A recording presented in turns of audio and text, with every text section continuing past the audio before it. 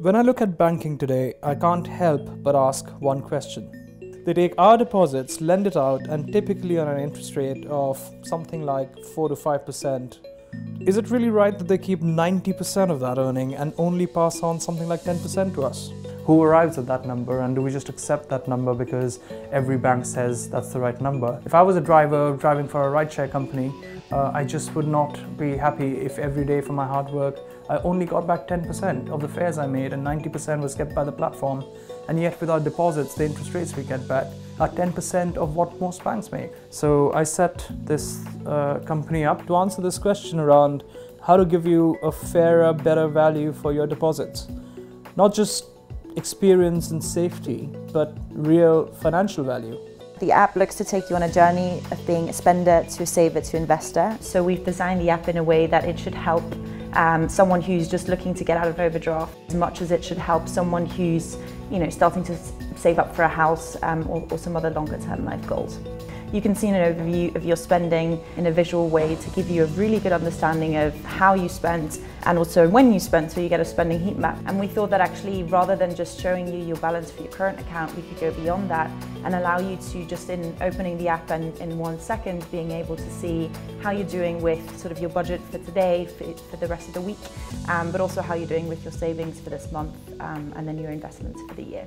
In your save section, you can see both your cash savings as well as your 5% fixed interest bonds. There's loads of different ways for you to build those up. One is through sort of auto saving rules like roundups. You can also set up some more crazy rules that we can do through an integration with this really cool app called If This Then That. You can connect to a weather app and say save £5 every time it rains in London towards a sunny holiday. So as soon as you have as little as £100 saved up, you can move those into the fixed interest bonds and you can start earning a return on your savings. Once you're ready to invest, we've created a journey as simple as possible without compromising on risk and suitability assessment. So we take you through a Tinder-inspired journey. The focus is always on your longer-term goals.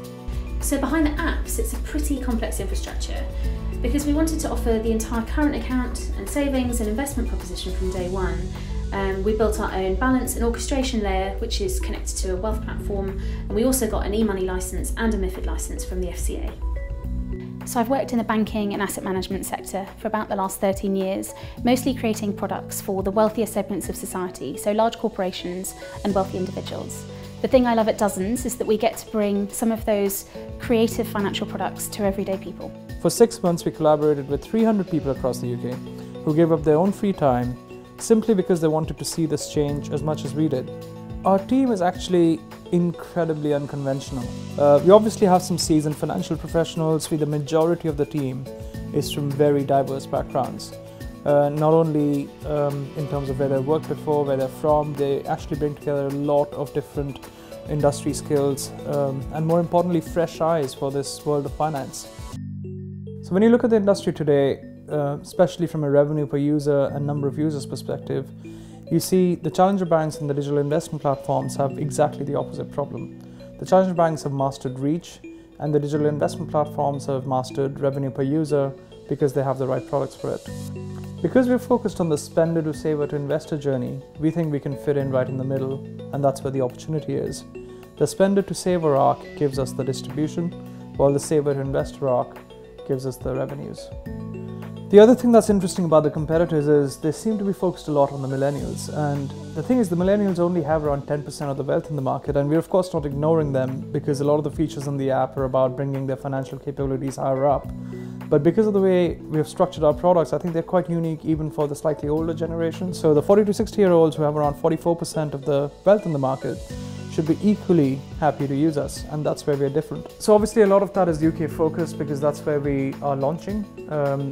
Like any other fintech, we have global ambitions, and when I look really ahead, the spaces I see us operating in is really to help individuals save, to get on the property ladder quicker, to have a better retirement plan, and their savings going towards helping companies grow, which in turn creates employment for these individuals, and it becomes a circle of money that we want to be in the middle of.